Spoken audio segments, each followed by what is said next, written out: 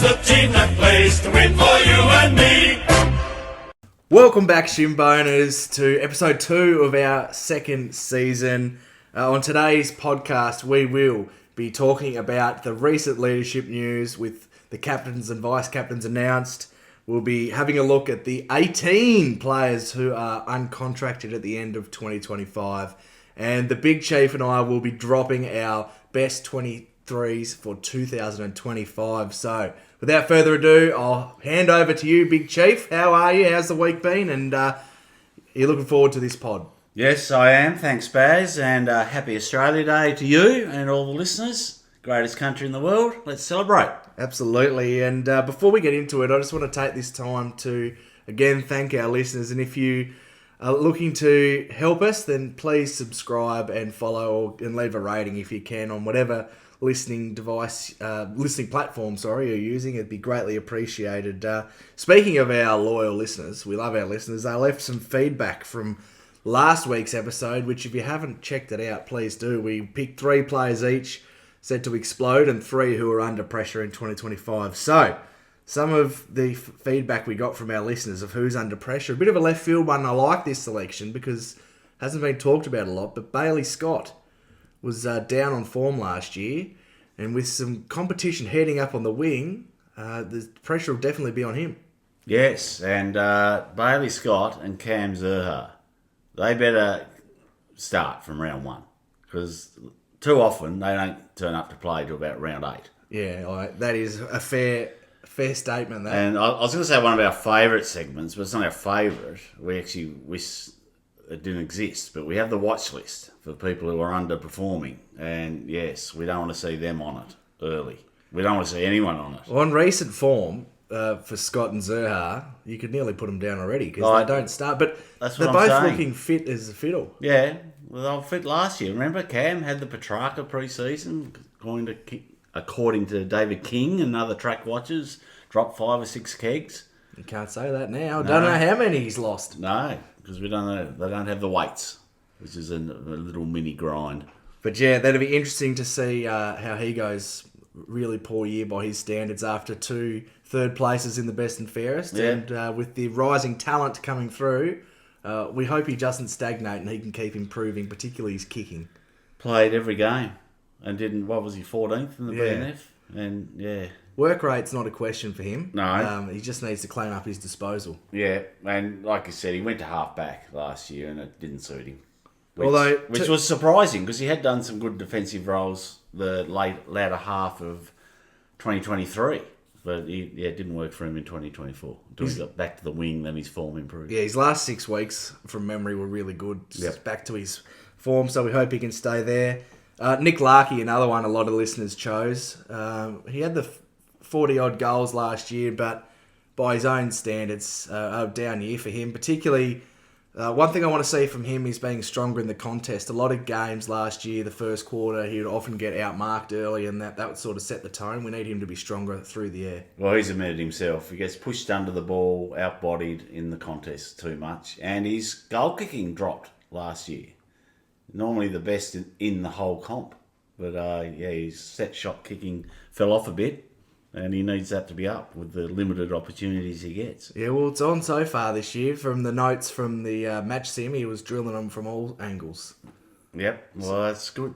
So that's a positive sign. Right, some players set to explode. We had lots of feedback on George Wardlaw, who you picked.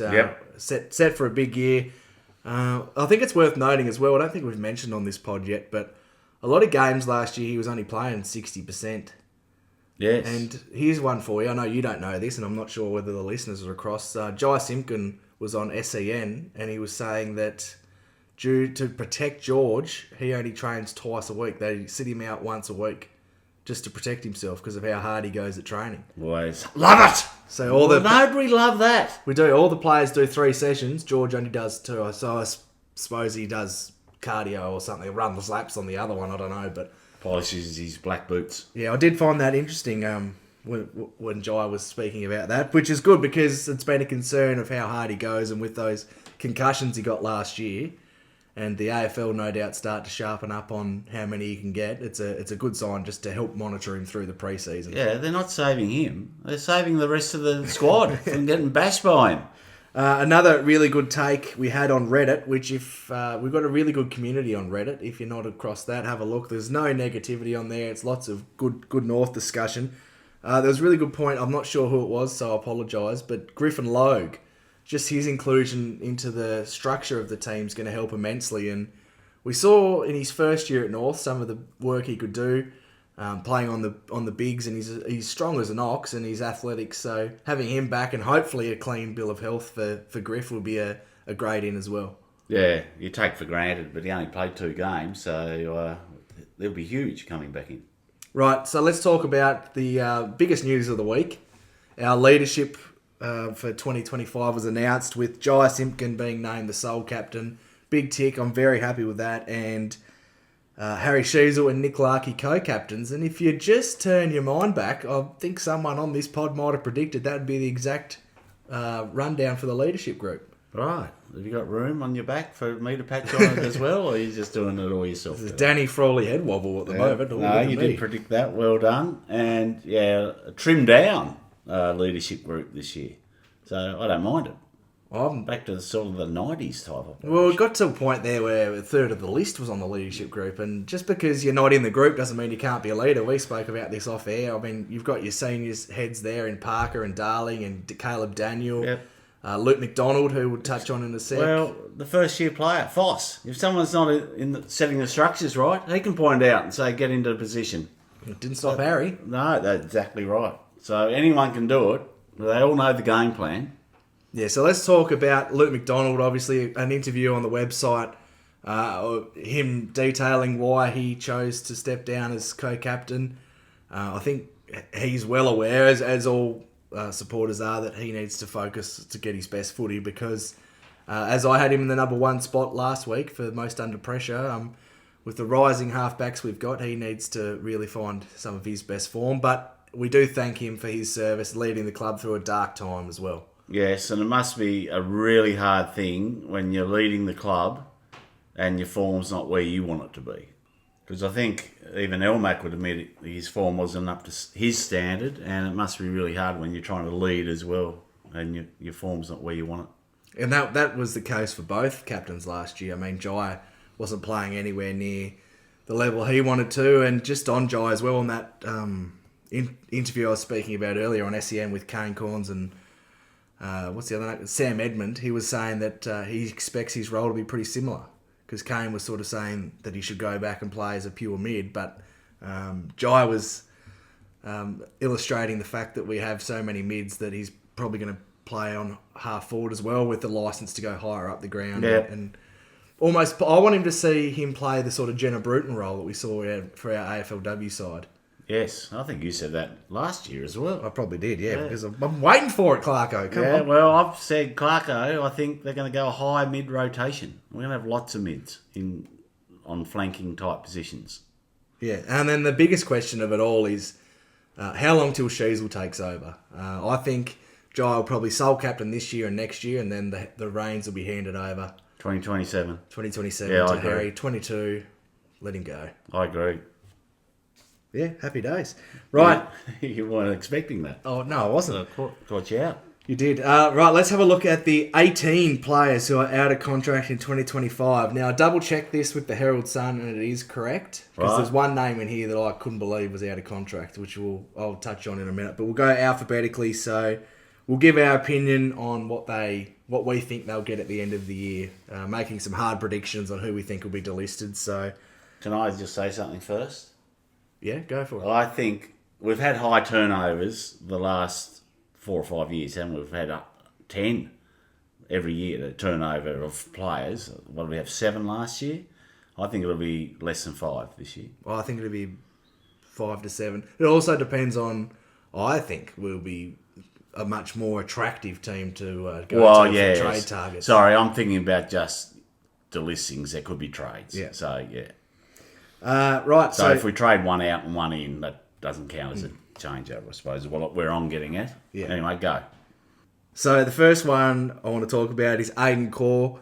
turns 31 this year. I thought he had a really underrated year last year, and I reckon at the end of the year he'll just be on the Boomers. The Boomer Harvey contract's just the 1 year from now on. Yeah, I agree. I would go 2 if I had to for the first year. But I Yeah. wouldn't go more than 2. Well, we're being pretty keen on giving older players the lucrative deals with Jack Darling with a trigger for a third, which I'm still very critical about, but we'll have to wait and see on that one. Yes, no, I think 1 years if we can, 2 then ones. Yeah. No more than ones after that. Yeah, next up we've got Bryn Testicle. I think he'll probably get a 1 year deal at the end of the year. Oh, borderline for me. I think either he or the next one, CCJ, they won't both be on the list next year. No, well, that's where I was going. I think CCJ will probably get delisted come the end of the year. Okay. Cooper Harvey, I think he'll probably get delisted. Unfortunately, son of a gun, but what's this, his 3rd or 4th year on the list? Yeah, they're going to have to really explode this year and get either into the team or be next in. They've got to jump because he's probably about 40-something on the list at the moment. So he's going to have to jump into the mid-20s. Darcy Tucker, I think he'll probably get a 1 year deal if I was to predict. Yeah, he's in the right age bracket, and we'll see if he's in our teams in a minute.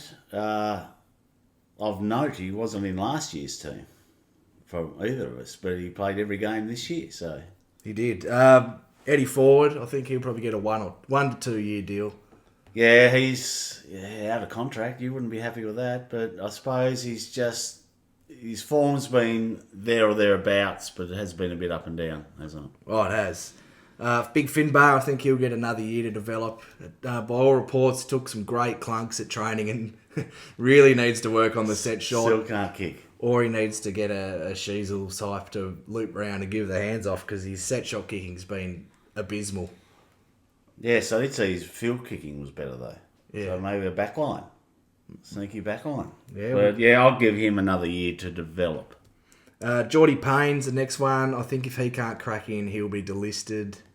Unfortunately, another small forward, Jacob Constanti. I think he'll probably get a 1 to 2 year deal, just because of how high a draft pick he is. I think. Yeah, I think he's got to show a bit. I was almost going to have him on my... It wasn't the explode list. What was the other one we did? Under pressure. Under pressure. I was almost going to have him under pressure.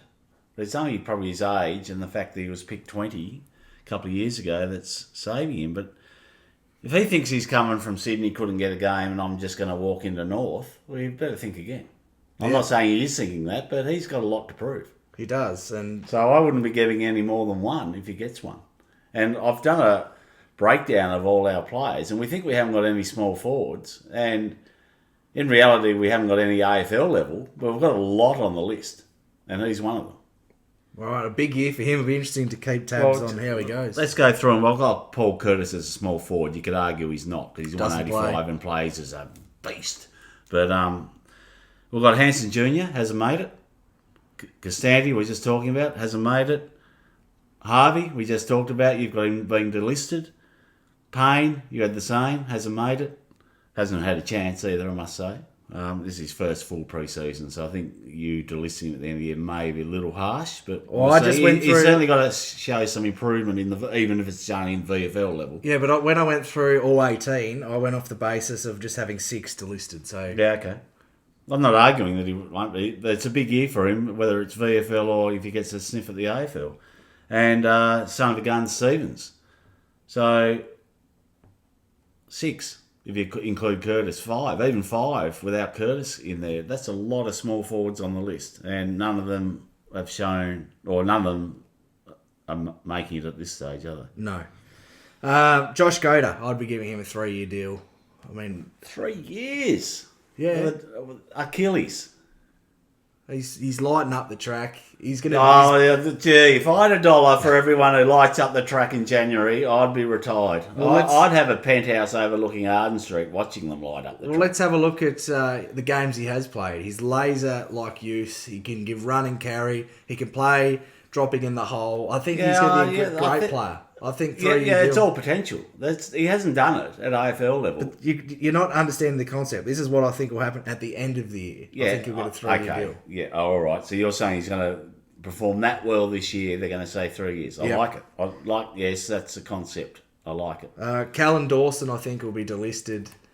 This is his 3rd or 4th year on the list, and unfortunately, he's just a bit small to play that key 196 centimetre. Yeah. But I hear what you're saying. He is. He's not a key position backman, but he's not good enough as a third tall interceptor. I think that's... I think if he's kept, it'll be on a 1 year and it'll be for depth. Yep. The biggest talking point of 2025 LDU. Jai also going back to that radio interview, very confident he'll stay. I'd be giving him a 6-year deal. Yeah, well, that's the going rate for your number one player at the club. Yep.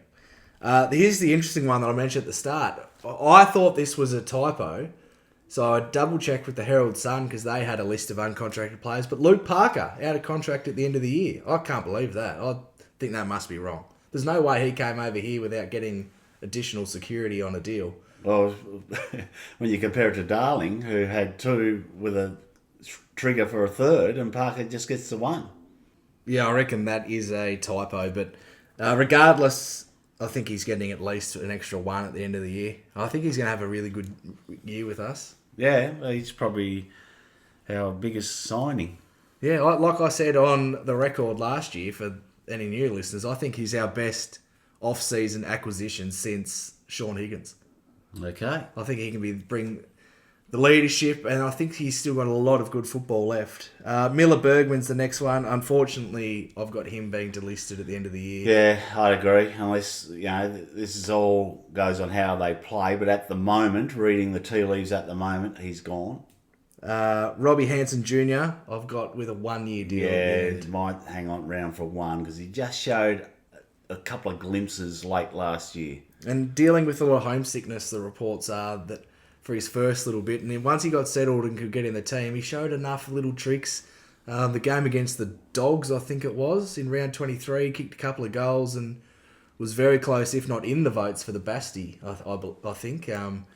So I think the Frog gave him a vote. yeah, I think he did from memory. So, Obviously, I was rested that pod. but I will put an I asterisk. was holding out for a better contract. Yeah, well, you're not getting one.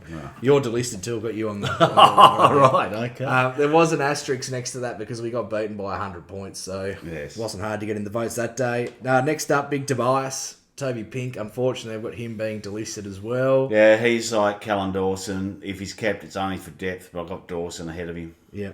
And last but not least, pod favourite, Will Phil. And I've got him hanging on with a 1-year deal. I'll say this. You can cut it up, clip it up, do whatever you do. He will be on an AFL list next year. I agree. I just And hope it's ours. I absolutely hope it's ours. But if we're silly enough to cut him, someone will get him. Have you seen any photos from training? Not recently. He's got 22-inch pythons, Hulkster. Yeah, His arms are huge. Yeah. And his running's improved, apparently, according to the track watchers. So, yeah, I think he's a little sneak.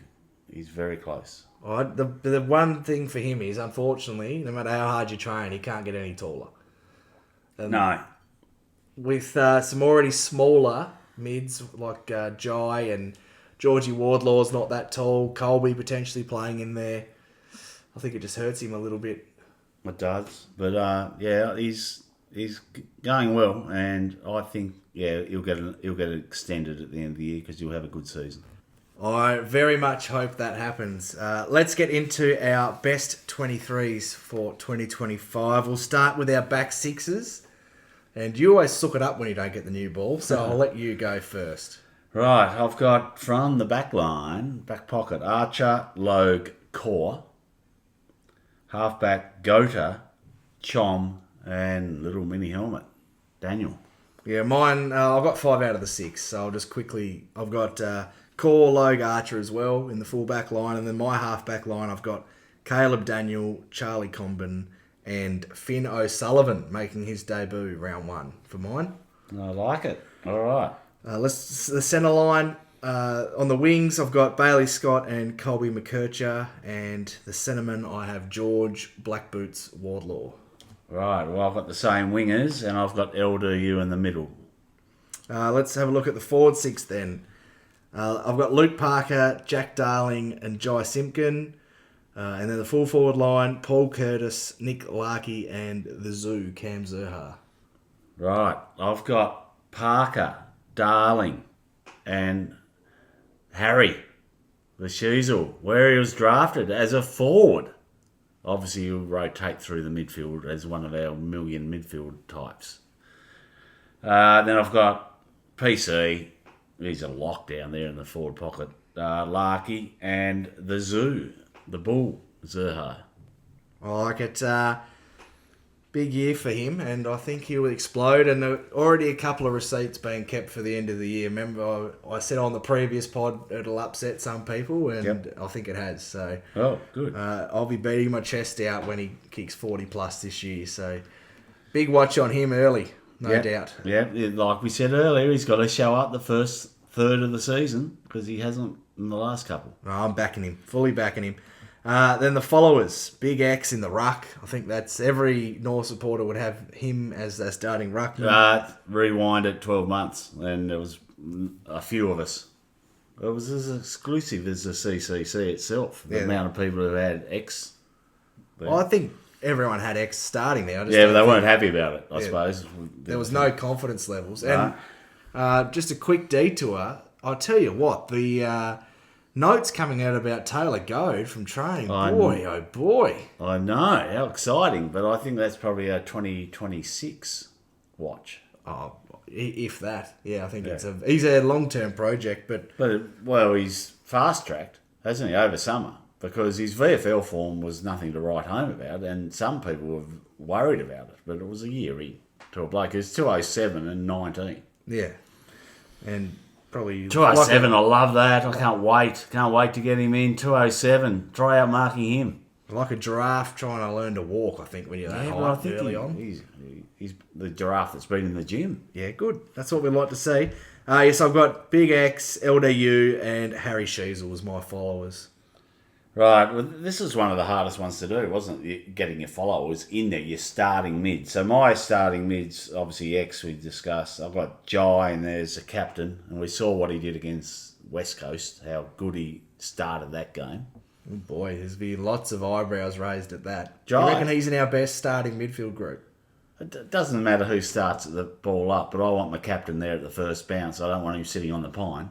Is that where have you got him? I've got him at half forward. Half forward out of the play. Get him in the play. Show some. Don't call for him to show leadership, and you've got him sitting at half forward and the ball's at half back. Right. Starts in the centre. Anyway, Jai and the Warlord. You want your best players at the first bounce. Yeah, I think Jai's in our best players. Well, I've got our actual best player at the first bounce, unlike you. LDU and Sheasel. No. Yeah, Sheasel. Yeah, I got Sheasel where he was drafted as a half forward. He'll come down there, he'll kick the first goal of the year. Well. Anyway, they're all going to rotate through there, so just calm down. No, you're the one who started the argument. Back in your seat. You're the one who started the argument about you want your skipper at the first bounce. Well, you want your best players at the first bounce too. Yeah, well, you could put Harry. I did debate whether we have Harry in there because he's probably our most skillful player.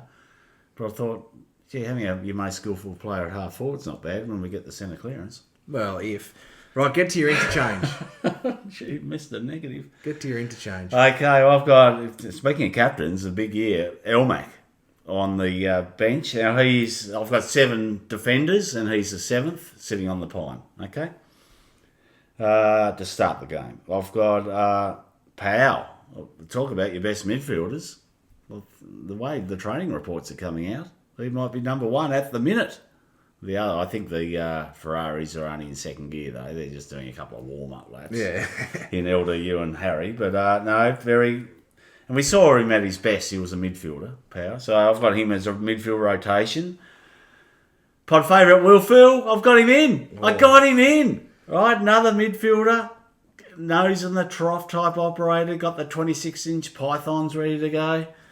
That's a very hot take. Yeah, it is a hot take, and that's what you listen for, the hot take, Chiefs hot takes. Anyway, I've got him in. He's too good a player not to be in there, in my opinion, and this is obviously just one man's opinion.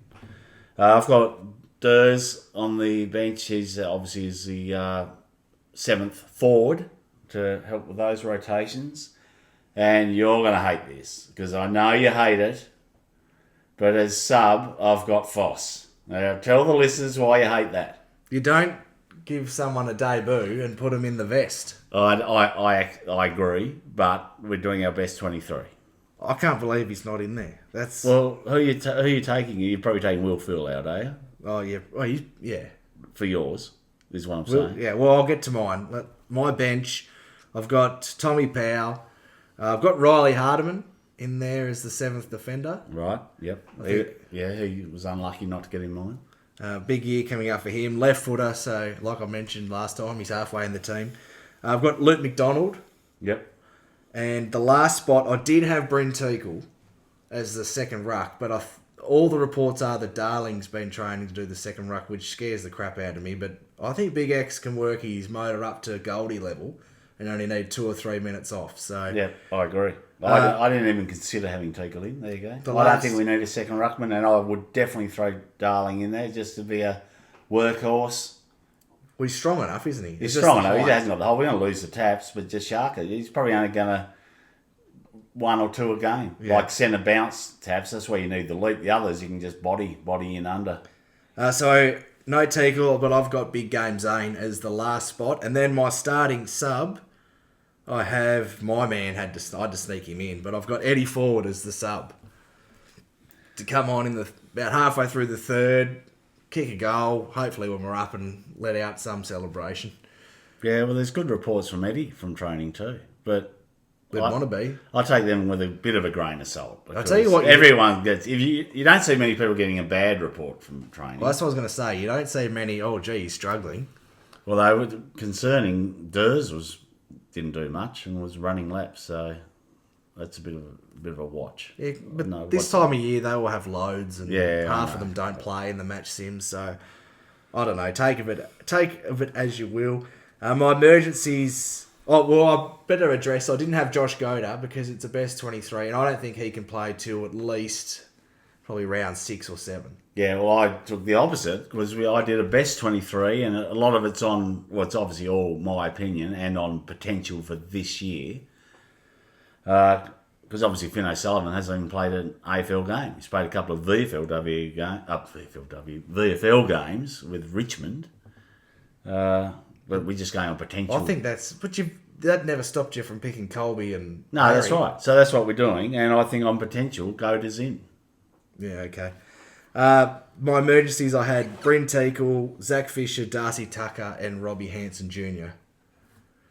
Right, my emergencies were Hardiman, Will Dawson as a key position type who can come in if one of the others can't make the team, late injury, etc. Eddie, your man Eddie Ford, unlucky to miss out, but I rate Durs higher than him. And Hanson Jr., because we don't actually have a dedicated small forward, and I did have him originally in the team, but then he came out for Will Phil, and you've already jumped out of your seat because I had Will Phil in the team. But if you lined them up together and had to pick one player, Will Phil or Hanson Jr., who would you pick? I'd probably pick Will Phil. Yeah, because they're just on talent. So that's why I got him in the team, because I thought you can't replace talent. Can he? The big question for Will Phil, I think he's too one-dimensional. I'd love to see him.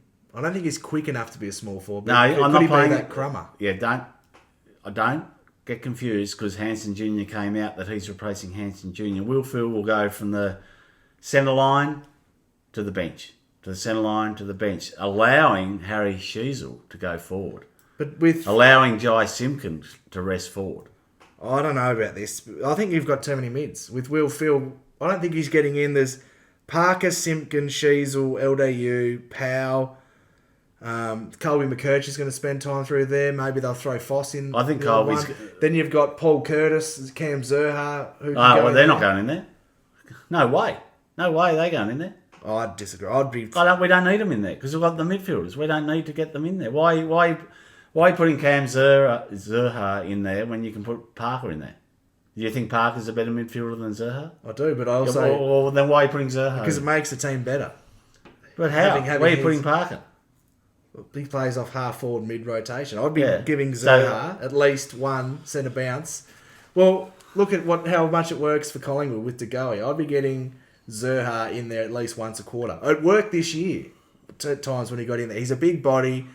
You have your Simpkin, your Parker, your whoever, just ready to rotate straight after the centre clearance. I think he's got that big frame that he can bust through and clear through. And I've already addressed it. I think it's an issue, some of our smaller frames in the midfield. I think just once a quarter. Why not? Well, how many centre bounces are there a quarter? Oh, well. Depends on how many. Well, there's Yeah. one, obviously, to start the quarter. Then it depends how many goals. So if it's a low-scoring quarter, and there's 5, 1 at the start and 2 goals each. How many are you putting him in for? I'd still put him in for 1. I think he's got X factor. He'd want to show it because he hasn't shown to-go form. No, he's shown potential. He's He shown hasn't shown the glimpses and potential. consistency. Well, mate, you get down there and kick your 45 in the forward pocket. I still think he had a underrated year last year. He had a 10-week stretch where he was getting high teens from Which when is he was good. spending time and hitting the scoreboard. When he So- could get higher up the ground, yeah. But not necessarily as a midfielder. He was just playing more half forward than second key. And tall. it also gets him in the game, particularly in times where we've had 20 inside 50s in 3 quarters. Yeah. You get him up the ground. But Well, I'm putting Will Phil in because I think he's got better talent than Hanson Jr., even though they're totally different types of players. So that's my I've got take. neither of them. Okay. Yeah. So the differences we This had. is why it's an opinion. Yeah, you had Will, Phil, and Goda. I had Hardiman and Eddie Ford.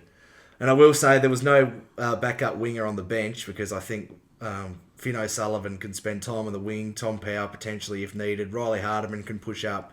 So there was no backup winger. Yeah, well, I've got Finn O'Sullivan as a sub, and part of that reason is because he's a first-year player. He's never been a really high possession midfielder in his juniors. He's been more a high impact. So come on as a sub and have a high impact. I don't mind him playing the sub, just not in game 1. No, I tend to agree with that too. You've got to get him out in the ground for the first bounce. Yeah, but it'll be an interesting one because we've seen the last few drafts that wingers have been able to come in and impact straight away. You had Hollands for Carlton, Darcy Wilson, who was a North supporter, and he had a Yes. great year last He year did for have a St good Kilda. Until Georgie put him out of action. Yeah. I'm having a blank. The Melbourne guy on the wing. I'm having an absolute blank. Caleb Windsor, sorry. yeah. I got there in the end. So it'll be interesting to see if Foss can follow suit. Yes. Now, I think this is going off memory, so don't hold me to it. But from our 2024, this time last year, best 23, the out. Shields, Stevens, big disappointment. Greenwood, Fisher, and I had Bergman in and you had Ford in. Or I've got Ford now. So they're the outs. And in, we've got Archer, Parker, Daniel, Finn O'Sullivan and Darling. So I think we can safely say, on paper, we are a better team. I think there's zero doubt that we're a better team on paper than what we were. Just on Archer, I haven't heard much about him. For God's sake, I hope the training wheels are on for him because he's overtrained the last 2 pre-seasons and we need him before round 10. Yes, we do. And yeah, he was just watching the AFL and develop this time last year. And when he got his chance, we were calling for his chance because we needed that defensive lockdown defender. And he did it. And his ball use improved too. I'm going to come with a hot take for you. Keep an eye on another father-son if the tackling pressure isn't on in the forward for 50 in the first few rounds. I think I would not be shocked if River Stevens plays this year. All right. In some form. But you mentioned before perfectly about the number of small forwards we have, but none of them being able to make that spot their own. I think he's much like his father and he's a hard trainer. So Yep. a bit of maybe training wheels on him too, along with Arch, that they don't overtrain. But big watch on, I think he will play this year at some point. Yeah. And Just on Will Phil, sorry, I want to talk one more about him. We had one of our listeners message in who goes to training a lot, and they were saying that every time they go pretty frequently, Yep. and every time they have been, Will's been training for at least half an hour after the rest of the group. Yeah, because guess what? And Cooper Harvey, Robert Hanson Jr., all those on the about to be out of contract list, maybe the penny should drop. Because obviously Will Phil is leaving no stone unturned. And I don't think he ever has. Because we saw him a couple of years ago at training, he looked really fit. But he's had a few battles with glandular fever set him back. So that's why he's in my team. I want goers. Oh, I really hope And he's got talent. I don't think you'll find many people that want to see him do better than me. No, But I agree with that. unfortunately, I just don't have a spot for him at the time. Because This is best. Everyone available, no one injured, no one suspended, so that never happens. You get your best 23 right out every week. So even if he doesn't get round one, he'll get an opportunity, and let's hope he can take it. Right, another player I want to touch on. There's been a bit of debate about where he plays, but I am 100% locked in as a centre half back for Charlie Comben. I think he's just got to play there. He learned the position last year on the fly basically, and look how good he was. And a full pre-season playing down there. I think it's a reasonable thing to say that he could be in the All-Australian squad as a centre-half back. Yes, well, he's got to learn. He's got to improve. A bit like Sulv has to improve his one-on-one forward craft.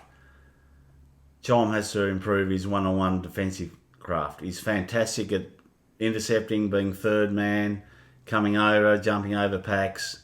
But one-on-one, body-on-body, we saw what... who was a Gold Coast bloke who's about 900 years old due to him last year? Sam Day. Sam Day. We saw what he took hold of him last year. I think so, but he's got a full pre-season this year. I mean, he did last year as well, but this is his second pre-season learning the craft of a defender.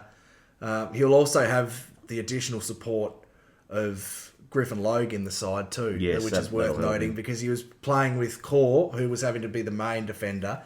And the second key was still a Cal Dawson or a Toby Pink, someone who was very inexperienced as well. He's going to have two players down there that are seasoned veterans with him, Yep. as well as potentially a McDonald and Archer and those guys to help direct. So Yep, I agree. That's his one chink in his armour at the moment is if he's isolated one-on-one against a similar, against a key position quality. Not that Sam Day's that much quality, but that's a watch. But I will also say, I agree, he could be All-Australian, centre-half back or third tall half-back because his intercepting is his one wood. he was number one in the AFL. Yeah, that's his one wood. Yeah, that's the big dog you get out. Yeah. Smash it 300 metres. And I think the back line, is our weakest line. So you put your talent down there to secure it. Yes, and this will be his last year in the back line. Will Big Shotgun Dawson taking over for him? I reckon they. And you've got young Whitlock, who's probably obviously a year behind again. But I just think maybe next year moving forward. I want him forward this year, but I have to agree. Not that I've seen your team, but we just need him in the back line, probably more than the forward line. And we got Darling for a reason, so give Darling a year. Hopefully. He gets 2 good years out of Darling and he does his job. Hopefully then John can go down there. Kicks enough goals that Kane has to do his big run. In a North jumper. How many goals do you have to kick? I can't remember. I think it was 50 or something. 50? Yeah. Come on, Kane. That's make it a bit more achievable. 50? No. And make it something like Kane loves running. Like make it something you don't want to do. Kane will probably be cheering him on. Speaking of, Kane had us winning 8 games this year. Pumping us up. You know why? It's not because he wants us to do well. It's so he can tear us down if we don't. Yes, well, I think 8's about the minimum. Yeah. Well, the minimum. Yeah, I think the bar's probably 7. Anything less than 7. I was going to go 6. If we don't win 6 games, it's big alarm bells. When are we doing? I did my letter predictions. That's coming up, so I won't spoil it. But well, just for our listeners, we do have the Crystal Ball podcast coming soon, and for those who make it to the end, which you guys have here, because we're just about to wrap up, a little teaser for a little reward for staying on. We teased out we're having a great North Melbourne person coming on the pod soon. It will be our first ever 2-time guest. This time she will be Premiership captain. Wow. Emma Carney will be jumping on the pod in the weeks to come, which is very exciting. Nice. Premiership captain. Yeah. Doesn't that sound good? North Melbourne Premiership captain. And do you know the best thing she did last year, as well as she played? We fucking hate these. We're going to have to ask her bitches. about that. We will. And let's hope she can give an honest answer just for the North, It's going to be hard, isn't it? Yeah. Because those things can come back to bite you, is what I'm probably saying. But Yeah. it's out there now. We won the flag, so... We won the flag. They can't take it off us. No. We might wrap up soon. You got anything else before we sign off? No, if we get 8 wins next year, as a minimum, that's a win every 3 weeks. rather than a win every bloody 3 months like it seems to have been the last 5 years. So that'll be a big improvement. You and I went full boffin and did the whole game-by-game predictor to do our ladder. Yep. And I think we both cleared the 8-win mark, or definitely the 6-win mark. Yeah, yes, we'll talk about that when we do it, but Just a little teaser. I was captain positive with mine, let's just say.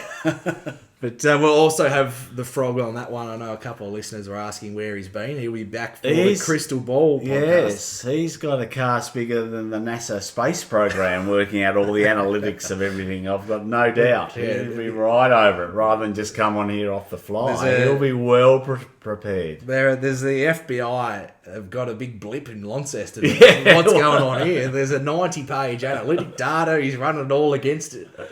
And, he'll be able to tell us how many we're winning. Yes, exactly. But he'll hate we said that now. We'll get a message later saying, shut up, dickheads. But Yes. anyway. Right, that's just about us done. Please, like I mentioned at the top, if you feel so kind enough to subscribe, like, whatever listening platform. We are on YouTube as well, just purely audio at the moment, but there will be some video content coming out soon. So stay tuned for that.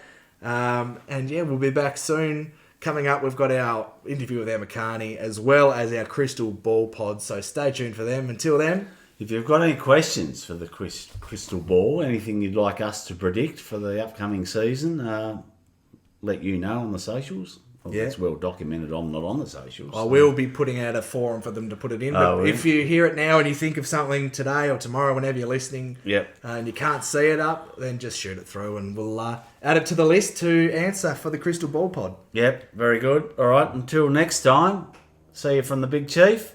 Carnakangas. Thanks again, guys, for listening. Bit of arguing this one, Chief. Got a bit hot in the kitchen, but we'll see you next time. Go Roos! Good old North Melbourne, they're champions, you'll agree. North Melbourne is the team that plays to win for you and me.